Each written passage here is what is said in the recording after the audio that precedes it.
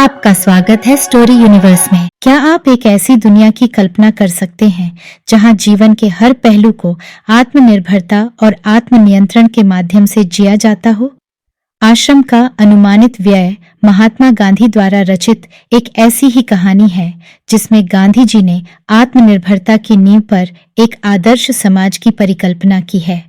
मोहनदास करमचंद गांधी, जिन्हें हम सब महात्मा गांधी के नाम से जानते हैं, एक ऐसा व्यक्तित्व थे जिन्होंने अपने जीवन के हर क्षण में सत्य और अहिंसा का पालन किया और देश को स्वतंत्रता की राह पर अग्रसर किया। इस कहानी में गांधी जी आश्रम के लिए विस्तृत योजना प्रस्तुत करते हैं, जहां हर व्यक्ति अपने श्रम और साधनों से जीवनयापन करेगा। क्या आपने कभी सोचा है कि कैसे 40 लोग, जिनकी संख्या धीरे धीरे 50 हो जाएगी, एक छोटे से आश्रम में मिलजुल कर रह सकते हैं? क्या आपको पता है कि हर महीने आने वाले 10 अतिथियों के साथ साथ परिवारों के लिए भी विशेष व्यवस्था की जाएगी? यह सब कुछ बहुत ही योजनाबद्ध तरीके से किया जाएगा, जिसमें खेती, पुस्तकालय, बढ़ईगिरी और अन्य औजारों का विस्तृत विवरण दिया गया है। गांधी जी ने आश्रम के जीवन के हर पहलू को ध्यान में रखते हुए एक ऐसी आत्मनिर्भरता की नींव रखी है जो आज के समय में भी प्रेरणा देती है।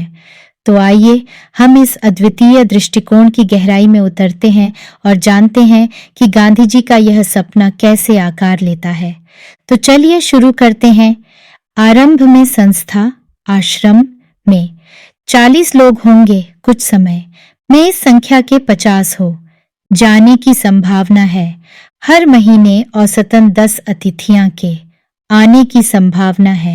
इनमें 3 या 5 सपरिवार होंगे, इसलिए स्थान की व्यवस्था ऐसी होनी चाहिए कि परिवार वाले लोग अलग रह सकें और शेष एक साथ। इसको ध्यान में रखते हुए 3 रसोई घर हों और मकान कुल 50,000 वर्ग फुट क्षेत्रफल में बने तो सब लोगों के लायक जगह हो जाएगी। इसके अलावा 3,000 पुस्तकें रखने लायक पुस्तकालय और अलमारियां होनी चाहिए। कम से कम 5 एकड़ जमीन खेती करने के लिए चाहिए, जिसमें कम से कम 30 लोग काम कर सकें। इतने खेती के औजार चाहिए। इनमें कुदालियों, फावदों और खुरपों की जरूरत होगी। बढ़ईगिरी के निम्नलिखित औजार भी होने चाहिए। 5 बड्ढे हथौड़े, 3 बसूले, 5 छोटी हथौड़ियां, 2 एरन, 3 बम, 10 छोटी बड्ढी छेनियां, 4 रंदे, 1 सालनी, 4 केतियां, 4 छोटी बड्ढी बेधनियां, 4 आरियां, 5 छोटी बड्ढी संधासियां, 20 रतल कीलें छोटी और बड्ढी, 1 मोंगरा, लकड़ी का हथौड़ा, मोची के औजार। मेरे अनुमान से इन सब पर कुल 5 रुपया खर्च आएगा। रसोई के लिए आवश्यक सामान पर 150 रुपये खर्च आएगा। स्टेशन दूर होगा तो सामान को या मेहमानों को लाने के लिए बैलगाड़ी चाहिए। मैं खाने का खर्च 10 रुपये मासिक प्रति व्यक्ति लगाता हूँ। मैं नहीं समझता कि हम यह खर्च पहले वर्ष में निकाल सकेंगे। वर्ष में औसतन 50 लोगों का खर्च 6,000 रुपये आएगा। मुझे मालूम हुआ है कि प्रमुख लोगों की इच्छा यह है कि अहमदाबाद में यह प्रयोग 1 वर्ष तक किया जाए। यदि ऐसा हो तो अहमदाबाद को ऊपर बताया गया सब खर्च उठाना चाहिए। मेरी मांग तो यह भी है कि अहमदाबाद मुझे पूरी जमीन और मकान सभी दे दें, तो बाकी खर्च मैं कहीं और से या दूसरी तरह जुटा लूंगा। अब चूंकि विचार बदल गया है, इसलिए ऐसा लगता है कि 1 वर्ष का या इससे कुछ कम दिनों का खर्च अहमदाबाद को उठाना चाहिए। यदि अहमदाबाद 1 वर्ष के खर्च का बोझ उठाने के लिए तैयार न हो तो ऊपर बताए गए खाने के खर्च का इंतजाम मैं कर सकता हूँ।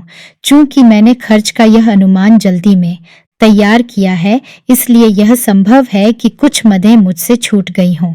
इसके अतिरिक्त खाने के खर्च के सिवा मुझे स्थानीय स्थितियों की जानकारी नहीं है, इसलिए मेरे अनुमान में भूलें भी हो सकती हैं। यदि अहमदाबाद सब खर्च उठाए तो विभिन्न मदों में खर्च इस तरह होगा: किराया बंगला और खेत की जमीन, किताबों की अलमारियों का खर्च, बढ़ई के औजार, मोची के औजार, चौके का सामान, एक बैलगाड़ी या घोड़ा गाड़ी, 1 वर्ष के लिए खाने का खर्च 6,000 रुपया। मेरा ख्याल है कि हमें लुहार और राजमिस्त्री के औजारों की भी जरूरत होगी।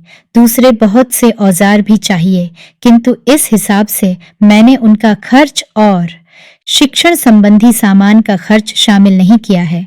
शिक्षण के सामान में 5-6 देशी हथकरघों की आवश्यकता होगी। आशा करते हैं कि यह कहानी आपको बहुत पसंद आई होगी। ऐसी और कहानियां सुनने के लिए जुड़े रहिए हमारे चैनल स्टोरी यूनिवर्स के साथ। धन्यवाद।